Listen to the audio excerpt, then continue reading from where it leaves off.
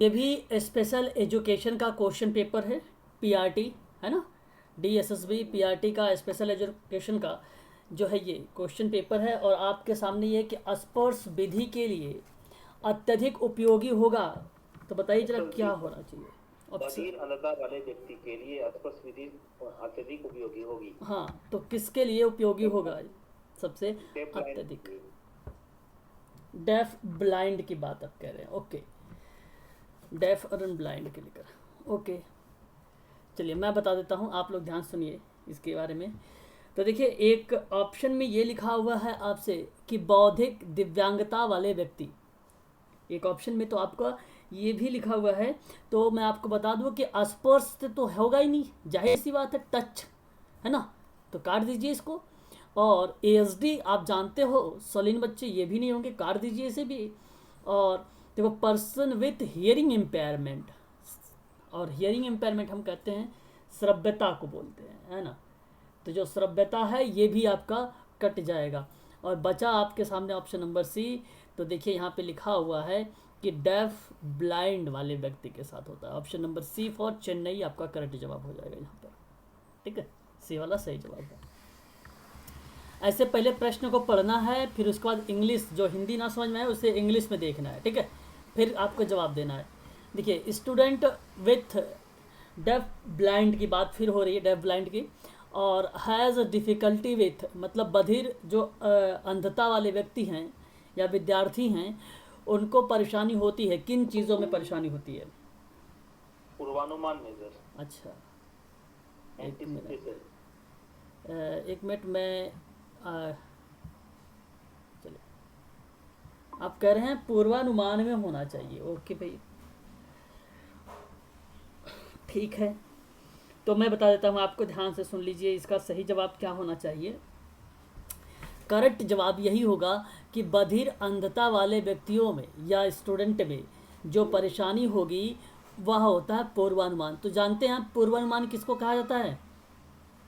पहले ही अनुमान लगा लेने को पूर्वानुमान कहते हैं सर। हाँ, और यह अनुमान लगाना किस क्रियाविधि की तरफ लेके जाता है? पूर्वानुमान लगाना एक तरफ से निदान की प्रक्रिया की तरफ लेके जाता है, डायग्नोसिस की प्रतिक्रिया की ओर लेके जाता है ये पूर्वानुमान, ठीक है। तो आप इसे ध्यान रखिएगा। और यहाँ पर आपको बताओ यही सही है, संज्ञानात्मक दुर्बलता नहीं होगी, उसी को बोलते हैं कॉग्निटिव, ठीक है। तो बधिर अंधता वाले विद्यार्थियों में डैश में परेशानी होती है, तो अब जरूरी तो ये भी नहीं कि उस कॉग्निटिव इम्पेयरमेंट पाया जाए उनके अंतर्गत, और ये भी नहीं ज़रूरी है कि भाई वो प्रेरक कुशलता में कमज़ोर हो, ये तो जाहिर सी बात है, तो होगा ही नहीं होगा। और ध्यान दे पाना, तो ध्यान दे पाना अगर मैं आपसे बताऊं तो ध्यान दे पाने में क्या इनको परेशानी होती है जो बधिर अंधता वाले व्यक्ति होते हैं? तो ध्यान देने का मतलब ये ना समझ लेना आप लोग कि भाई बच्चे को देखना ध्यान से, बच्चे किसी शब्दों को देखे, बच्चे किसी शब्दों को ध्यान से सुने, उन ध्यान लेने से नहीं है। यहाँ पर प्रक्रिया इन चीज़ों पर पूछा जा रहा है कि जो ब्लाइंड डेफ वाले बच्चे होते हैं उन बच्चों को परेशानी होगी, तो अगर होती है वह पूर्वानुमान में होती है, वह होती है परेशानी तो पूर्वानुमान में होती है, ठीक है। तो आपका ऑप्शन यहाँ पर जो करेक्ट होगा वो ए ही होगा। बाकी सारे चीज़ों में बच्चे क्या होते हैं, एक प्रकार से सक्षम भी पाए जाते हैं, है ना, तो बहुत सारी क्रियाविधि में बच्चे सक्षम भी पाए जाते हैं। तो option number A for America आपका करेक्ट हो जाएगा यहाँ पर। चलिए एक और प्रश्न देख लीजिए, और ये प्रश्न है आपके सामने कि बधिर अंधता वाले व्यक्ति, देखिए एग्ज़ाम में आप लोगों से ज़्यादा कम से कम मान के चलिए, आप लोग 100% से अगर मैं बोलूँ तो 90%, 95% आप लोगों को सिर्फ यही दो शब्द मिलेंगे, बधिर अंधता, बधिर अंधता। तो बधिर अंधता डैश का संयोजन होता है किससे? दृश्यता और शारीरिक दुर्बलता से। कि यहाँ पर देखिए हियरिंग एंड कम्युनिकेशन से बात करिए, श्रव्यता यहाँ पर होना चाहिए ना, श्रव्यता एवं संप्रेषण क्षति से, कि विजुअल एंड लैंग्वेज डिसऑर्डर से, कि विजुअल एंड हियरिंग इम्पेयरमेंट से। तो बताइए ऑप्शन कौन सा सही होना चाहिए? आप डी की तरफ जाना चाहेंगे कि आप किसकी तरफ जाना चाहेंगे? D sir, D. डी की तरफ जाना चाहेंगे आप लोग, ओके भाई, तो बहुत बढ़िया आप जवाब भी दे रहे हैं, option number D for Denmark का, बहुत बढ़िया, शाबाश। चलिए आगे हम बात करते हैं, और यहाँ पर एक क्वेश्चन और लेते हैं, और कहता है कि यहाँ पर बताया जा रहा है कि कम्युनिकेशन सिस्टम में for person who are deaf blind are, मतलब बधिर अंधे वाले जो व्यक्ति हैं उनको संप्रेषण प्रणाली उनकी कैसी होती है, जो बधिर अंधता वाले व्यक्ति होते हैं का। क्या आप लोग ध्यान सुनिएगा, टच क्यूज होता है कि ऑब्जेक्टिव सिंबल होगा कि फिंगर स्पेलिंग होगा कि ऑल ऑफ द एबव होगा? क्या इसका करेक्ट जवाब होना चाहिए 74 का? तो जो बधिर अंधता वाले व्यक्ति हैं। Touch Q. ओके भाई, चलो ठीक है। यहाँ पर इनका कहने का मतलब है कि टच क्यों, केवल ऑप्शन नंबर ए की तरफ जा रहे हो आप, है ना। चलो कोई बात नहीं, तो मैं बता देता हूँ आपको 174 का जो सही जवाब होगा ऑप्शन नंबर डी होगा। और आपको मैं बता दूं, बधिर अंधते वाले व्यक्ति के बारे में बात की जा रही है किसकी प्रणाली में? कम्युनिकेशन की प्रणाली में। कौन सी प्रणाली में? कम्युनिकेशन की प्रणाली में। तो कम्युनिकेशन की प्रणाली में ये जो है आपका टच आएगा ही आएगा, प्लस में आपका ऑब्जेक्ट सिंबल भी आएगा, प्लस में आपका जो है फिंगर स्पेलिंग में भी आएगा, ठीक है। तो आपको ये ध्यान रखना, ये तीनों के तीनों जो हो जाएंगे आपका डेफ ब्लाइंड का एक प्रकार से इन व्यक्तियों में संप्रेषण की प्रणाली मानी जाती है। आप ध्यान रखिएगा, ठीक है, आप ध्यान रखिएगा। Option number D for Denmark correct होगा। हाँ, ऑब्जेक्ट सिंबल से ऑब्जेक्ट सिंबल कहने का मतलब ये हुआ कि अगर मान लीजिए कोई सिंबल बनाया गया है, जिसे आप समझ जाते हैं भाई इस तरीके का अगर बनाया होता है तो हम समझ जाते हैं कि ये बॉयज़ का है ना, और ये सिंबल है एक प्रकार का, ठीक है। और वो सिंबल को तुम कैसे पहचाने? वो तो आँख से देख नहीं सकते सर। तो कम्युनिकेशन की प्रणाली में यहाँ पर बात हो रही थी कि बधिर अंधता वाले व्यक्ति को लेकर, तो साथ ही साथ ये बता दूं मैं आपको कि इन व्यक्ति में जो है आपको बधिर अंधता, तो अच्छा एक चीज़ देखो, यहाँ पर आपने जो चीज़ें बताया है तो मैं एक चीज़ और भी मेंशन कर सकता हूँ कि जैसे वस्तु ऑब्जेक्टिव क्या होता है। आपने अगर जिसके पास पुराना फ़ोन होगा उसने देखा होगा 5 की कीपैड पर, 5 जो कीपैड होता है उस पर एक डैश इस तरीके से लिखा होता है 5 नंबर पर, है ना। समझ रहे हैं आप? ये अगर वहाँ से आप सोच रहे हैं तो ये एक प्रकार का सिंबल बन जाता है कि ये आपके जो है लेफ़्ट साइड 4 है, राइट साइड यहाँ पर 6 होगा, इसके ऊपर 2 होगा, इसके नीचे 8 होगा। इस तरीके से क्या होता है, एक प्रकार का सिंबल बनाया जाता है। तो ये आपका इसमें भी आ जाता है, वस्तु संकेत में भी आ जाता है, ठीक है, आपका वस्तु संकेत में आ जाता है। जैसे अगर आपको लग रहा था कि भाई टच भी होता है और फिंगर स्पेलिंग भी होती है, तो आप ऐसे में जो कॉन्सेप्ट अगर नहीं भी आता है आपको, जैसे ऑब्जेक्टिव सिंबल नहीं समझ में भी आ रहा था, तो आप इजीली यहाँ पर कर सकते थे ऑप्शन नंबर डी को, है ना, ऑप्शन नंबर डी को, ठीक है। तो ज़रा मुझे एक बार बताइए सुमन सर कि ऑब्जेक्टिव सिंबल समझ में आया? अभी अगर नहीं समझ में आया तो आप पूछ लीजिए, अभी मैं आपको और बता सकता हूँ इसमें। जी सर, और एक बता दीजिए, कंप्लीटली नहीं समझ। अच्छा, मतलब कम्प्लीटली आपको समझ में उसके पर पेज में नहीं आया है, तो ठीक है, कोई बात नहीं, मैं आपको बता देता हूँ। एक मिनट, कॉल आ रही है, मैम को समझ में आ गया है। ओके, चलो कोई बात नहीं, मैं बता देता हूँ। देखो जो ऑब्जेक्ट का मतलब आप तो समझ ही रहे होंगे कि भाई ऑब्जेक्ट का मतलब क्या होता है, बस है ना। ऑब्जेक्ट का मतलब आप तो समझ रहे हैं कि ऑब्जेक्ट भाई ये होता है। परंतु अगर मैं आप लोगों से या बात करूं ऑब्जेक्ट सिंबल के बारे में, तो आप इसको रिलेट कर सकते हैं स्पर्श प्रतीक को भी। जैसे अगर स्पर्श प्रतीक क्या होता है, मतलब सिंबल, प्रतीक का मतलब सिंबल ही होता है, तो मैंने 5 का ऊपर जो बनाया है ये स्पर्श प्रतीक ही है, तो वस्तुओं को प्रतीक करना। तो ऐसे में जब कोई छात्र या घटनाओं के गतिविधियों को इंगित करने लगता है तो वो वस्तु को स्पर्श प्रतीक करता, मतलब वस्तु जो होता है उसको सिंबल या संकेत के रूप में क्या करता है, उसको अर्थ को पकड़ने की कोशिश करता है कि भाई इसका अर्थ क्या होगा। जैसे ब्रेल लिपि में क्या किया गया है, बच्चों को बनाया गया है पढ़ने के लिए 6 डॉट, तो बच्चे क्या कर लेते हैं, ये सॉरी यहाँ पर नहीं होगा ये डॉट, ठीक है, यहाँ पर डॉट होगा, एक डॉट, इस तरीके से 6 डॉट बने होते हैं। तो इसमें सिंबल बना होता है कि भाई अगर आपने इसको पहले को टच कर लिया, बना हुआ है, तो आप आइडिया लगा लेते हो भाई ये 1 है, तो ये आपका वस्तु संकेत में आ जाता है। ये वस्तु को संकेत के माध्यम से हम कर सकते हैं सुमन सर, है ना। हम इसको यूज़ कर सकते हैं। ठीक है भाई, तो ये है टेक्टाइल सिंबल भी एक प्रकार से इसी को बोला जाता है, टेक्टाइल सिंबल है ना, इसी को कहा जाता है, इसी का नाम है ये। ठीक है, और इसका प्रयोग हम जो यूज कर सकते हैं, है ना, भली भांति तरीके से। ये विजुअल इम्पेयरमेंट और अंधे जो व्यक्ति होते हैं, जो दृष्टि श्रवण और अस्पर्श विद्यार्थी होते हैं, उनके लिए हम इसका प्रयोग में लाते हैं। ठीक है, तो प्रिंट हो या बड़े प्रिंट हो, उसमें हम क्या करते हैं, एक प्राथमिक शिक्षण के माध्यम से या उसके मीडिया के माध्यम से हम उसको एजुकेशन प्रोवाइड करते हैं। ये भी एक प्रकार का ब्रेल लिपि के ही तहत अंतर्गत जो है आ जाता है उनके साथ ही साथ। ठीक है, तो ये चीज़ें आपको ध्यान रखना है। ठीक है, चलिए आगे हम बात कर लेते हैं। अब नेक्स्ट पॉइंट ले लेते हैं, और अगला पॉइंट हमारा ये है कि एज पर द 2000, देखो यहाँ पर आपसे अगर मैं बात करूँ तो 2011 की जनगणना के बारे में बात हो रही है, तो बहुत ही ध्यान से सुनिएगा। 2011 की जनगणना के बारे में ये भी प्रश्न बनाता है। तो कह रहा है कि जनगणना के अनुसार भारत की 2 यहाँ पे पॉइंट होगा 2.21% जनसंख्या जो है प्रयाग है। मतलब एक प्रकार से बता रही है कि जनसंख्या बताई जा रही है कि जनसंख्या जो है इतनी पाई गई है, और इसमें से कितने व्यक्ति गति संबंधी दिव्यांगता से ग्रसित है। तो मैंने अभी शायद आप लोगों को जल्दी, ठीक है, जल्दी ही, 23 हाँ, 4 जनगणना के बारे में 2011 के बारे में मैंने आप लोगों को बताया है। हाँ 2011 की जनगणना अनुसार पूरे भारत में 3.6 करोड़ दिव्यांग है सर। ओके, ठीक है, टोटल की जनगणना कर रहे हैं, लेकिन यहाँ बात हो रही है लोकोमोटर डिसेबिलिटी की। हाँ, लोकोमोटो डिसेबिलिटी के बारे में बात हो रही है। तो यहाँ पर जो करेक्ट जवाब होगा आपका सही जवाब, तो मैं बता देता हूँ आप लोगों को, 20.3%।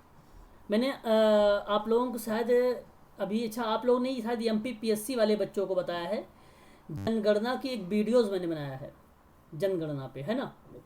हाँ, तो उसमें जितनी टाइप की डिसेबिलिटी थी, उन सभी डिसेबिलिटियों के बारे में भी मैंने वहाँ पर चर्चा किया है। तो अभी मैं लिंक दूंगा MPPSC की, वो देख लेना, वो आपके लिए भी विजुअल है, मतलब एक प्रकार से वैलिड है, जो कि एग्जाम में पूछा जा सकता है वहाँ से प्रश्न। ठीक है, तो आप लोग ध्यान रखिएगा, यहाँ पर 20.3% जो होगा वो आपका इसी के अंतर्गत आ जाएगा। ठीक है, डाउन सिंड्रोम के लक्षण, देखो ये रिट में भी प्रश्न पूछा गया था, रिट में भी ये प्रश्न आया हुआ था डाउन सिंड्रोम के। देखो छोटी और चौड़ी गर्दन होती है, आप कहेंगे हाँ। छोटे आकार के कान होते हैं, आप कहेंगे हाँ। जीभ का प्रबलन, एक प्रकार से यहाँ पे जीभ का प्रबलन मतलब खुरदरा की बात हो रही है, तो ये भी आप जानते हैं। और उपर्युक्त सभी, तो ऑप्शन नंबर आपका डी सही हो जाएगा यहाँ पे। तो ये बहुत ही सरल प्रश्न था, है कि नहीं। जी जी चलिए आगे हम बात कर लेते हैं। और अब ये प्रश्न अच्छा है, आप लोग मुझे बताइए, खोपड़ी और सेरेब्रल अर्धगोले छोटे होते हैं, तो जो अर्धगोले छोटे होते हैं जिसको आप सेरेब्रल हेमिस्फीयर कहते हैं, है ना, तो जरा मुझे बताइए कौन सा होगा इसके अंतर्गत। माइक्रोसेफेली। हाँ, सेरेब्रल हेमिस्फीयर। ओके, हाँ बताइए। अच्छा, उनका क्या जवाब। माइक्रोसेफेली मैम का भी जवाब है, मेरा भी है। अच्छा, माइक्रोसिफेली, वेरी गुड। अगर आप कह रहे हैं तो बहुत अच्छी बात है, माइक्रोसिफेली, वेरी गुड, बहुत बढ़िया।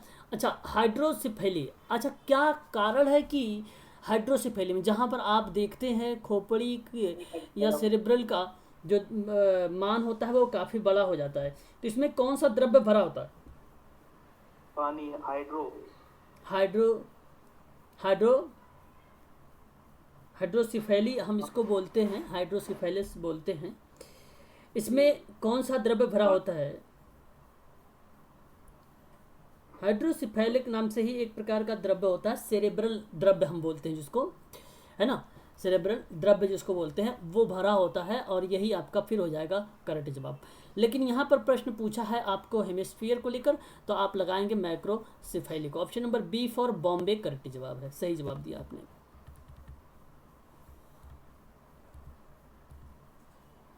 IEP का नाम सुना ही होगा आप लोगों ने, तो देखिए नितांत आधारित है किस पर, आईईपी विद्यार्थी की आवश्यकता पर, पूर्व से मौजूद कार्यक्रमों पर, कि जिले में उपलब्ध सेवाओं को, कि सामान्य शिक्षक की अनुशंसा पर। बताइए सबसे सही जवाब ऑप्शन नंबर ए नहीं लग रहा है आपको? नहीं सर। सही लग रहा है ना option number A for America? Individual. हाँ, ये हो जाएगा आईईपी। जी। अच्छा, आप लोग तो जानते होंगे भाई आरएमएसए के बारे में। राष्ट्रीय माध्यमिक शिक्षा अभियान। हाँ, और ये ध्यान रखना बहुत इम्पोर्टेंट है। ऑप्शन हाँ बहुत, ऑप्शन बी। हाँ बहुत ज़्यादा इम्पोर्टेंट है ये। ठीक है भाई, तो ध्यान रखना ये राष्ट्रीय माध्यमिक शिक्षा अभियान है। ठीक है भाई, और ये आप भली भांति तरीके से आप लोगों को ये भी पता होगा कि गवर्नमेंट ऑफ इंडिया के द्वारा इसे क्या किया गया था, लॉन्च भी किया गया है गवर्नमेंट के द्वारा, है ना। तो इसकी स्थापना कब हुई मुझे बताइए ज़रा इसके बारे में, इसकी स्थापना कब हुई है ये मुझे आप बताइए। राष्ट्रीय महिला शिक्षा अभियान। नहीं सर, माध्यमिक शिक्षा अभियान। अच्छा हाँ, आपने बताया, ठीक, वेरी गुड वेरी गुड, बहुत बढ़िया बहुत बढ़िया। राष्ट्रीय माध्यमिक शिक्षा अभियान 1964 टू 66 के बीच। अच्छा ठीक है। ये उद्देश्य इसका जानते हैं क्या हुआ करता था? इसका उद्देश्य की अगर मैं बात करूं आप लोगों से राष्ट्रीय माध्यमिक शिक्षा अभियान के बारे में, तो इसका उद्देश्य था जी, राज्य सूची से समवर्ती सूची में लाना था सर शिक्षा को। हाँ एक तो नहीं, ये तो परिवर्तित हुआ ही है, प्लस में इसका गुणवत्ता युक्त माध्यमिक शिक्षा दिया जाए, उपलब्ध कराया जाए, ये चीज़ें बेसिकली किया गया था। ये जो योजना मुख्य रूप से आई थी, तो आपको पता होना चाहिए 2009 आप इसको ध्यान रखेंगे। हाँ 2009 शिक्षा का अधिकार अधिनियम। शिक्षा का अधिकार का अधिनियम, हाँ ये तो आपका है ही है, उसमें वो आपका तो चलेगा ही चलेगा, लेकिन आप राष्ट्रीय माध्यमिक शिक्षा अभियान के भी अंतर्गत अगर आप बात करें तो आप लोगों को तो ये भी आपको ध्यान रखना है कि ये 2009 में भी इसके बारे में चर्चा की गई थी। ठीक है, इसका एक योजना के रूप में कार्य किया गया था, इसको योजना के रूप में इसे कार्य किया। इसका उद्देश्य यही था सार्वभौमिकीकरण को लेकर, यूनिवर्सलाइजेशन ऑफ सेकेंडरी एजुकेशन की बात करता था। यूएसई के बारे में अगर प्रश्न बने तो आपको इसको ध्यान रखना है, ये उसी के संबंध में है, सार्वभौमिकी माध्यमिक शिक्षा का सार्वभौमिकीकरण करना। ठीक है, ये चीज़ इसका बन जाएगा आपका। हाँ, पता चल गया, मार्च 2009 में लॉन्च किया गया था। क्लियर हो गया ये बात? चलो आगे बढ़े फिर, चलो नेक्स्ट क्वेश्चन ले लेते हैं।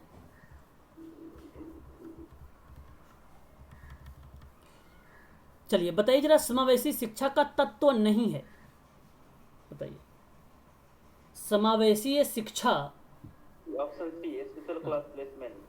अच्छा, आप ये जानते हैं भली भांति तरीके से, पहली चीज़ तो आपको यही पता होना चाहिए समावेशी शिक्षा होती क्या है, बहुत इंपॉर्टेंट है, ये प्रश्न आता है।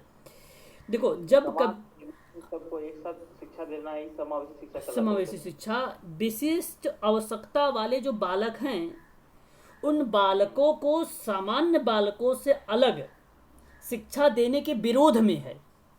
जी सर, इसमें प्रतिभाशाली भी आएंगे, विशिष्ट बच्चे भी हाँ, आएंगे। इसमें नॉर्मल बच्चे भी आएंगे, प्लस में स्पेशल चाइल्ड बच्चे भी आएंगे। तो जरा मुझे बताइए कि ये विविधता के लिए सम्मान की बात है। अच्छा, समावेशी शिक्षा का तत्व नहीं पूछा है। शून्य स्वीकृति अस्वीकृति होगी, विशिष्ट कक्षा का स्थापन होगा, और थोड़ा सा आप लोग इंग्लिश भी देखिएगा, और सहकारिता होगा। तो यहाँ पर आप मुझे बताइए कौन कौन से एलिमेंट या कौन कौन से कंपोनेंट इसके अंतर्गत आ सकते हैं। ये नहीं होना। हाँ, कौन सा नहीं होना चाहिए? तो स्पेशल क्लास प्लेसमेंट नहीं होना चाहिए सर। स्पेशल क्लास प्लेसमेंट, विशेष कक्षा प्लेसमेंट, विशिष्ट कक्षा का स्थापन वो नहीं होना और चाहिए। शून्य जो जीरो रिजेक्शन है वो क्या है फिर? आप बता रहे हैं कि आप बताइएगा जरा मुझे, जीरो रिजेक्शन क्या है फिर? जीरो रिजेक्शन के बारे में तो नहीं पता मैम आपको ये मैम भी सी का आंसर दी है, अच्छा अच्छा अच्छा, ओके। देखो सी, मैं आपको बताता हूँ, जीरो रिजेक्शन की, जब तक आपको जीरो रिजेक्शन आपको पता नहीं चलेगा तो आप कर पाएंगे कैसे? सी ही होना चाहिए, जी, आंसर सी ही होना चाहिए, ऐसा हम कर रही है। अच्छा अच्छा।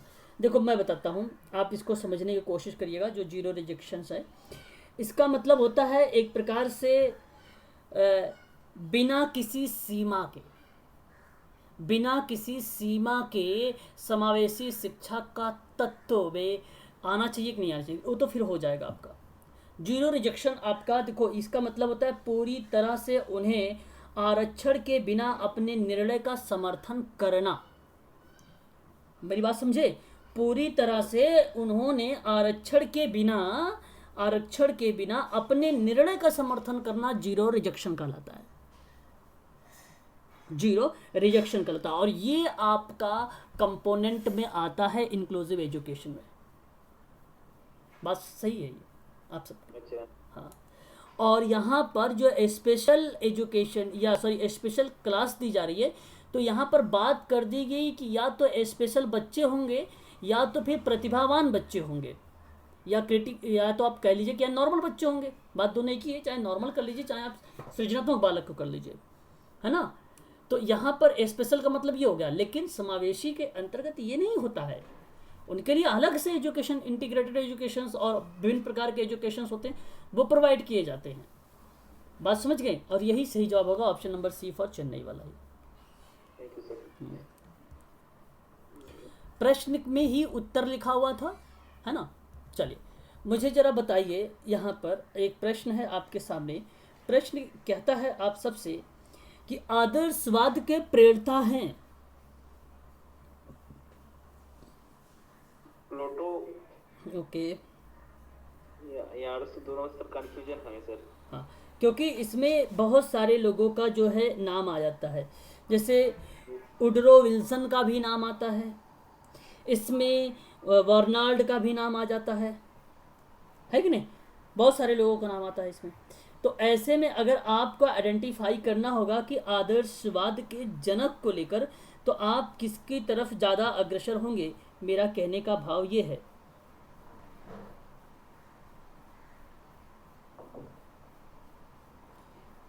आप किसकी तरफ अग्रसर होंगे? अरस्तु की तरफ से। प्लेटो, प्लेटो, प्लेटो, प्लेटो। आपको प्लेटो की तरफ अग्रसर होना पड़ेगा। आप ध्यान रखिएगा, ऐसे में आदर्शवाद के प्रेरणाजनक जो हो जाएंगे आपका प्लेटो हो जाएंगे।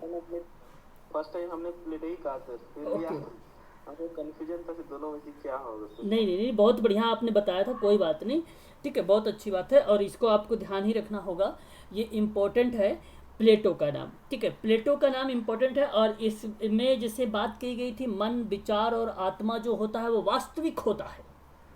मन, विचार, आत्मा वास्तविक होता है, प्लेटो कहता है। प्लेटो कहता है कि चिंतन का सर्वोत्तम स्वरूप अंतर्ज्ञान है। प्लेटो कहता है क्या, कि आध्यात्मिक प्रकृति से सर्वोत्तम है। जो आध्यात्मिक चीजें हैं वो प्रकृति से सर्वोत्तम है। सर्वोत्तम का मतलब समझ रहे हैं ना आप लोग? सबसे बेटर बता रहा है, सबसे अच्छा बताने की कोशिश कर रहा है यहाँ पर, है ना। तो इसलिए आप हमेशा कहना कि आदर्शवाद जो शब्द, आइडियलिज्म जो है, उसकी उत्पत्ति प्लेटो के विचारधारा के सिद्धांतों से हुई है। उसकी जो उत्पत्ति हुई है प्लेटो के विचारधारा के सिद्धांत से हुआ है। तो इसलिए आप यहाँ पर करेक्ट जवाब देंगे प्लेटो, ठीक है, ये आपका करेक्ट हो जाएगा, ऑप्शन नंबर ए।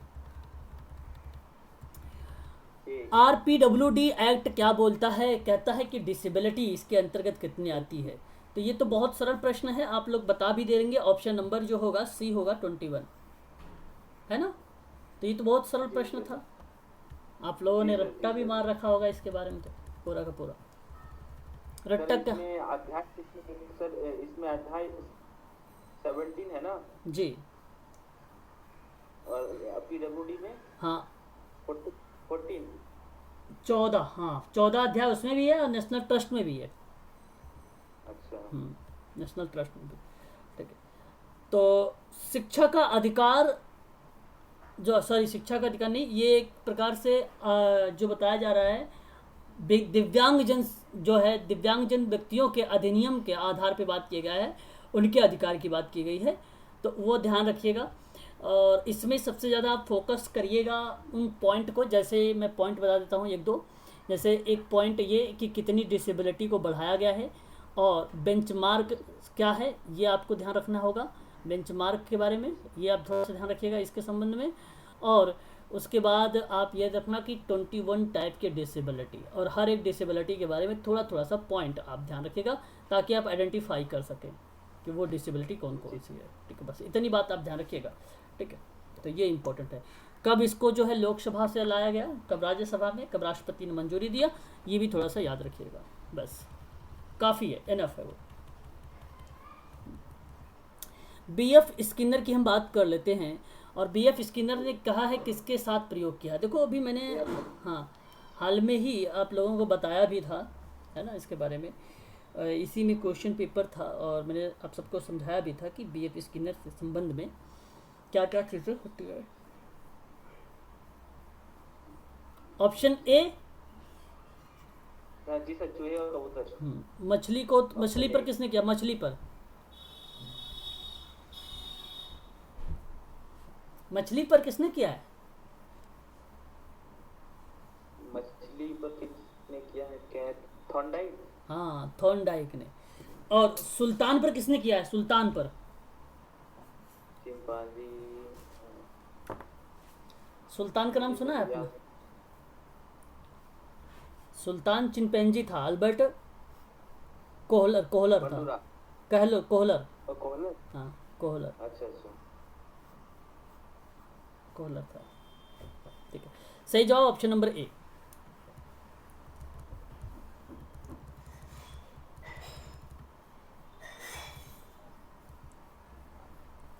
अब देखिए यहां पर यह प्रश्न अच्छा है, और मुझे जरा बताइए कि क्या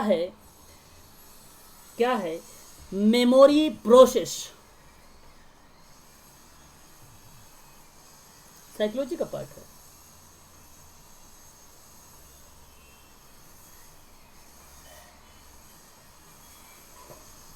आप बताना है आपको, इसके अंतर्गत 3 प्रक्रियाएं आती हैं। कितने प्रोसेस होते हैं, 3 प्रोसेस होते हैं। और आपको भलीभांति तरीके से ये भी पता होना चाहिए कि जो एनकोडिंग, भंडारण और पुनर्प्राप्ति है, ये मेंटन क्या नाम था उसका, मेंटन, हाँ मेंटन 1963 पहले चीज़ क्या बोला था उसने, पहले बोला था एनकोडिंग करने के लिए, फिर क्या बोला उसने, भंडारण करने के लिए। अच्छा पहले एनकोडिंग, देखो आपको ये तो नहीं, अच्छा है पहला भंडारण हो जाएगा यहाँ पर, पहला भंडारण है, पहला एनकोडिंग होगा। तो यहाँ पर एनकोडिंग ऑप्शन नंबर यहाँ पर ए जा रहा है अभी। जी मैं भी वही बोलने वाला। एनकोडिंग करना, अटेंशन करना, फिर उसके बाद आपका आ रहा है यहाँ पर पुनः, फिर भंडारण आपका लास्ट में आ रहा है। परंतु अगर मैं आपसे बात करूँ तो लास्ट में पुनः प्राप्ति होती है, पुनः प्राप्ति होती है, लास्ट में पुनः प्राप्ति होती है। पुनः प्राप्ति आप करेंगे किसको, भंडारण को, अटेंशन एनकोडिंग। नहीं सुमन सर, यहाँ पर ए नहीं होगा, यहाँ पर होगा सी, अटेंशन एनकोडिंग। ठीक है, फिर स्टोरेज, और उसके बाद होगा आपका यहाँ पे भंडारण। ठीक है, यहाँ पर ये हो जाएगा भंडारण। ठीक है, यहाँ पर हो जाएगा ये भंडारण। हाँ, option number C for Chennai वाला हो जाएगा। हाँ, इसको थोड़ा रुकिए, रुका हूँ मैं, और आपको बता भी देता हूँ, इसको डिस्क्राइब भी कर देता हूँ। ठीक है, इसमें ठीक है, तो इसका आप ध्यान रखिएगा, मेमोरी प्रोसेस है। और मेमोरी प्रोसेस में जो एनकोडिंग के बारे में चर्चा की जाती थी, एनकोडिंग किन चीज़ों को बताता था, एक प्रकार से अगर मैं आपसे कहूँ तो वो किसी चीज़ को कूटबद्ध करने को बोला जाता था। तो सबसे पहली प्रक्रिया यही होती थी एनकोडिंग करने के लिए। तो जो लोग स्वचालित रूप से इसके बारे में पता किए बिना कुछ प्रकार की जानकारी को एनकोडिंग कर लेते हैं, वह रखा जाता था इसमें। मतलब आप ये चीज़ें समझ सकते हैं। फिर उसके बाद आपका जो आता है वो आपका आ जाता है जो है इनकोडिंग अटेंशन। अच्छा, अटेंशन अटेंशन अगर ध्यान देगा तभी उन चीज़ों को इनकोडिंग करेगा, ठीक है। फिर उसके बाद स्ट्रॉन्ग, यहाँ पर अगर हम बात करें तो उसके बाद आपका आता है एक प्रकार से स्ट्रॉन्ग। स्ट्रॉन्ग का मतलब यहाँ पे बताया जा रहा है भंडारण को, और ये भंडारण एक प्रकार से पुनः प्राप्त करने को लेकर। तो ये प्रोसेस चलता रहता है एक मेमोरी में। पहले अटेंशन देगा, फिर उसके बाद आपका इनकोडिंग करेगा माइंड, फिर आपका स्टोरेज करेगा, फिर माइंड आपका क्या करेगा वहाँ पर पुनः प्राप्त कर लेगा, फिर ये प्रक्रिया चलनी शुरू हो जाएगी। ये मेंटेन का प्रोसेस था, ये मेंटेन का प्रोसेस था, ठीक है। बताइए जरा शब्द पर्सनालिटी में पर्सोना का उपज जो है किस व्यक्ति, अच्छा यहाँ पर अगर व्यक्ति की बात पूछता तो किसका नाम लिखते हैं आप लोग? कार्ल युंग का। हाँ, इनकोडिंग स्टोरेज जो है स्टेजेस ऑफ मेमोरी का इन्होंने वो बताया है, अभी नीतू मैम ने सेंड किया है ग्रुप में। नीतू मैम मैं वही बता रहा हूँ। तो इनकोडिंग स्टोरेज और आप जो बता रहे हैं ना वही सिंपल चीज़ है, पहले अटेंशन भी आ जाता है ना। तो पहले अटेंशन वो प्रक्रिया है, वो तो बहुत ही सरल था। चलो बहुत बढ़िया आपने भेजा, अच्छी बात है, ठीक है, समझ गए होंगे आई थिंक, मुझे लगता है। चलिए, तो पर्सोना में युंग कार्ल युंग का नाम आया था, जरा बताइए इसका अर्थ क्या होता है? मुखौटा, नकली चेहरा, नकली चेहरा है ना, मुखौटा मतलब नकली चेहरा। मुखौटा। मुखौटा। तो यहाँ सही जवाब ऑप्शन नंबर आपका क्या होना चाहिए? C for Chennai. जी सर। तो ये आपका करेक्ट जवाब हो जाएगा, है ना। क्वेश्चन नंबर अगर हम 86 की बात करूँ, सी फॉर चेन्नई। चलिए आगे बढ़ते हैं। देखो यहाँ पे लिखा हुआ है दृश्यता अभिज्ञाता, क्या हो सकता है? Visual perception is carried out by, अच्छा इंग्लिश में देख लो। विजुअल परसेप्शन, परसेप्शन का मतलब होता है या आप बोले से प्रत्यक्षण भी कह सकते हैं आप, या अभिज्ञाता भी कह सकते हैं। प्रत्यक्षण भी कह सकते हैं आप, इसे अभिज्ञाता भी कह सकते हैं, के द्वारा होता है। तो देखो विजुअल से इम्फॉर्म जो है उससे संबंधित है। तो आपने विज़न से संबंधित मैंने आप लोगों को कुछ चीज़ों के बारे में बताया था। जैसे आपको मैं कहूँ तो ये भी आपको पढ़ाया जो है परिलिका के बारे में भी, ये भी आपका जो है आपका पार्श्विक या पार्शियल परिलिका ये भी है आपका, फ्रंटल भी है, और उसके बाद आपका पश्च को जो बोला गया है आपका यहाँ पर ऑक्यूपेशन लैब, और फिर उसके बाद टेम्पोरल हो जाएगा। तो मैं आपको बता देता हूँ जो विज़न परसेप्शन होता है, विज़न परसेप्शन के संबंध में इसको ध्यान रखिएगा, ये आपका पश्च परिलिका होगा। आपका ये पश्च परिलिका में आता है। और पश्च परिलिका आप समझ गए होंगे, यहाँ पे जो रेटिना है, यहाँ पे जो पीत बिंदु पर बनता था, वो चीज़ों के बारे में मैं बात कर रहा हूँ, जो इमेज बनती थी यहाँ पर पीत बिंदु पर। तो वहाँ से ये बातें कही गई है कि वह अभिज्ञाता के द्वारा कहाँ से पाया जाता है। तो आप इसे ध्यान रखिएगा, पश्च परिलिका कहते हैं इसे। ऑप्शन नंबर सी सही हो जाएगा आपका यहाँ पर, ठीक है भाई। हाँ एक मिनट वेट, चलिए क्वेश्चन लीजिए। ये MMR टीका है क्या? मीजल, मम्स, हाँ, रुबेला। Rubella, yes. अब बताइए जरा। 5 वर्ष के बच्चों को। 5 वर्ष के बच्चों के लिए, ओके ओके ओके ओके। चलिए मैं बता देता हूँ आप लोगों को। यहाँ पर ध्यान रखना आप लोग, जो MMR का टीका होता है वह आपका 15 से लेकर 18 वर्ष के बच्चों के लिए होगा। ये आपका सही होगा, व्यक्तियों के लिए, किशोर व्यक्ति के लिए वैक्सीन MMR, ठीक है, ये आपका सही है।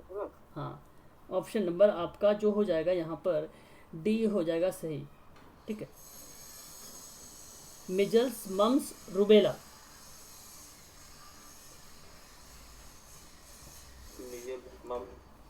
हाँ मम्स, जिसको खसरा, काटमाला, रुबेला कहते हैं हिंदी में, शुद्ध हिंदी में। ये वर्ष होगा कि सर मंथ होगा? अच्छा यहाँ पर मंथ होगा, ये मंथ होगा, वर्ष नहीं। मंथ हाँ होगा। इसीलिए। ये माह होगा, सही, शाबाश, माह होगा ये। ठीक है, ये वर्ष होगा, ये सही है आपका, ये भी वीक सही है, ये भी वर्ष सही है, ये आपका मंथ होगा, ये माह होगा, ये आपका करेक्ट जवाब है। ठीक है, मैंने चलो। 1.5 साल। हाँ, खसरा जो मिजल्स रुबेला जींस जो खसरा होता है उसके लिए लगता है ये, है ना।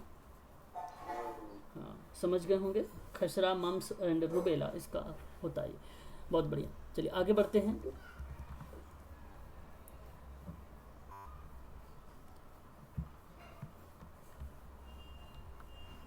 चलिए, एथीटोइड, एथीटोइड क्या है बताना है आपको।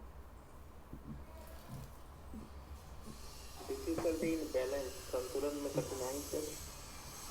अनैतिक गति,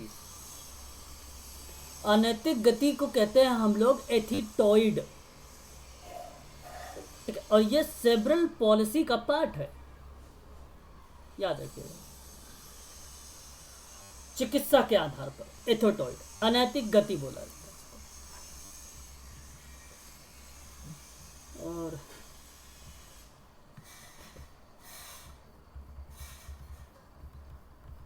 तो क्या है वो सर, उसको और एक पीछे कीजिए सर वो। हम्म, अच्छा तो बोले कि हाँ, एथीटोइड। ओके। चलिए आगे चलें, जी सर आगे चलते हैं। चलिए आगे बढ़िए, और ये प्रश्न लीजिए, डिस्पेक्सिया, डिस्पेक्सिया किससे संबंधित है। डिस डिस सॉरी, यहाँ पे डिस्पेक्सिया लिखा लेकिन है डिस्ग्राफिया। वही तो सर, मैं दोनों अलग अलग हैं। हाँ, डिस्ग्राफिया ये सर आपका बी ऑप्शन होगा, लिखावट के साथ लिखावट से कठिनाई, संबंधित, हाँ, डिस्ग्राफिया लिखावट से संबंधित।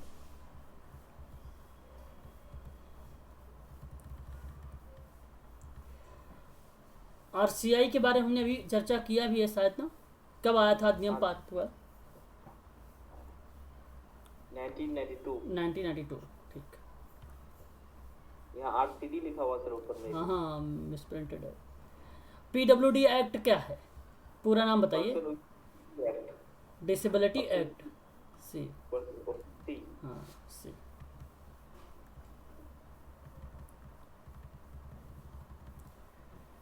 और यहाँ पर बताइए, परीक्षा देने और नियत कार्य पूर्ण करने में देरी का प्रारूप विभिन्नता चरण दर चरण निदेश और ग्राफिक्स आयोजक डैश के उदाहरण माना जाएगा। अब मैं आपको इंग्लिश दिखा देता हूँ, थोड़ा सा इंग्लिश से भी आपको क्लियर हो जाएगा। Extended time for taking test and completing assignments, verifying formats, step by step, and graphic organizers are example of.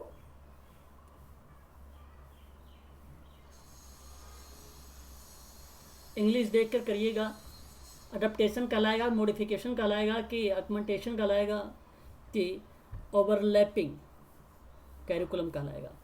कि परीक्षा देने और नियत कार्य पूर्ण हो जाने पर जो देरी का प्रारूप है, विभिन्नताएं हैं, जो चरण दर चरण निर्देश, मतलब निर्देश, इसका मतलब निर्देश है, निर्देश का मतलब निर्देश होगा, निर्देश और ग्राफिक आयोजक के रूप में यूज करते हैं हम लोग। आयोजक का मतलब हो जाएगा संगठक के रूप में। बताइए जरा क्या होना चाहिए। I think modification. Modification, no. और बताइए भाई, अकमेंटेशन, एक प्रकार से यहाँ पर समायोजन की प्रक्रिया चल रही है। Okay. हाँ, समय परीक्षा देने और नियत कार्य करने पूर्ण करने में देरी प्रारूप आपका ग्राफिक आयोजक का ही उदाहरण माना जाएगा। ऑप्शन नंबर ये माना जाएगा इसका एग्जाम्पल। आपने इसमें मॉडिफिकेशन की प्रक्रिया जो कर रहे हैं वो इसका उदाहरण है।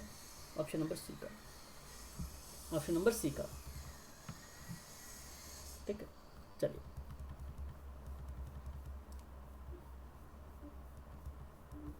बताइए जरा ये प्रश्न, कि एक पाठचर्या है। अब देखो यहाँ पे पाठचर्या आ गया है, समझिएगा, जिसमें एक सभी छात्र एक ही सामग्री का अध्ययन करते हैं, परंतु उस पाठ्यक्रम के भीतर जो सीखा जाना है वह सीखने की क्षमता वाले छात्र के लिए भिन्न होता है।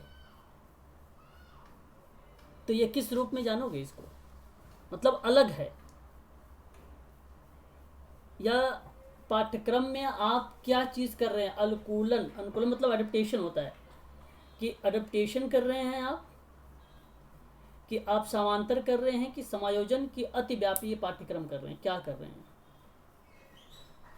सामग्री का अध्ययन करते हैं, सभी छात्र एक ही सामग्री का अध्ययन कर रहे हैं, सभी लोग, लेकिन उस पाठ्यक्रम के भीतर जो सीखा जाना है वह सीखने की अक्षमता वाले छात्रों के लिए भिन्न होता है, उनके लिए भिन्न है। तो इस रूप को क्या जानोगे आप, बताओ। अतिव्यापी पाठ्यक्रम, अतिव्यापी, ओवरलैपिंग नहीं होगा, ओवरलैपिंग नहीं कहलाएगा, ठीक है। एडेप्टेशन, अडेप्टेशन जी सर, जी इसका मतलब होता है अनुकूल करना, एक प्रकार से अनुकूलन की प्रक्रिया है ये, किसी से मेल खाने की बात करता है, लेकिन वो पाठ्यक्रम के भीतर सीखा जाना है जो सीखने की अक्षमता वाले छात्रों से भिन्न होता है। तो किसी से किसी चीज से मेल खाना, सामग्री का अध्ययन करते वक्त ऐसी प्रक्रिया संचालित हो रही है। तो आपका option number D for Denmark, ठीक है, डी फॉर डेनमार्क। पीडब्ल्यूडी की स्थापना कब की गई थी, मतलब पर्सन विथ डिसेबिलिटी? 1995। 1995, शाबाश। इंडियन रणनीति, सॉरी इंडियन नहीं है, इचियन रणनीति है ना, किससे संबंधित है? इचियन रणनीति किससे रिलेटेड है? अधिकार की वास्तविक बनाना, अधिकार को क्या बनाना, make the right real. Option number C for Chennai correct जवाब है यहाँ पर, इचियन रणनीति है ये, इसको स्टार मारिएगा प्रश्न पर। फिर एक minute sir, option number C for Chennai. Insidious strategy. हाँ, क्लियर हो गया?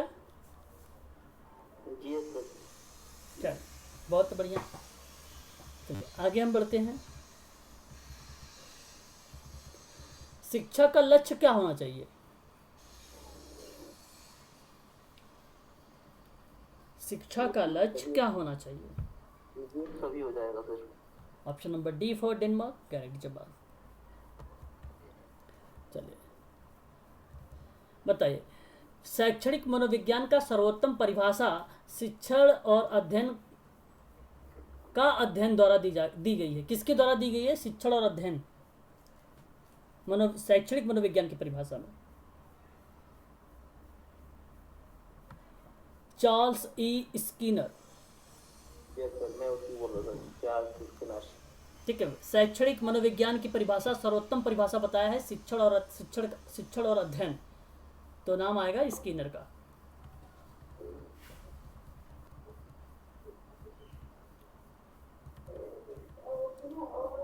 देखो, कौन सी बुद्धिमत्ता परिकल्पना सामान्य बुद्धिमत्ता जी, विशिष्ट बुद्धिमत्ता एस की उपस्थिति की वकालत करता है। यानी ये बुद्धि लब्धि का जो सिद्धांत आपने पढ़ा है अभी, बुद्धि का सिद्धांत, उसके बारे में है। Guilford theory of the intellect. No, Guilford कहा नाम ने, गिलफर्ट गलत हो जाए। अभी तो मैंने आपको एक जी और एक एस, स्पीयरमैन का सिद्धांत। हाँ, स्पीयरमैन का सिद्धांत है ये, है ना, ऑप्शन नंबर सी। एक कारक द्विकारक सिद्धांत। हाँ, द्विकारक सिद्धांत, वेरी गुड, ठीक है, बहुत बढ़िया, ये आपका हुआ। और आगे हम बात कर लेते हैं एक और क्वेश्चंस की।